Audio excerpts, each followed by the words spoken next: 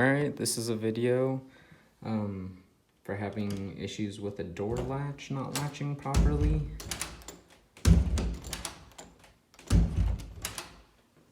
First you'll want to check the hinges, make sure that they're properly attached. Those are good.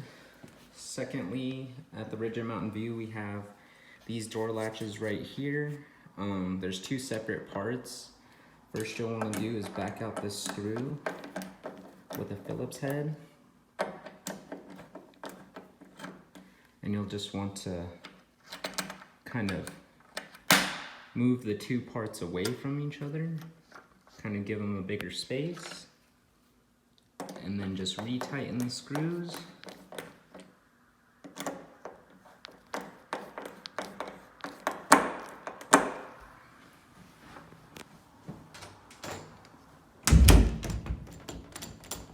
And your door should latch.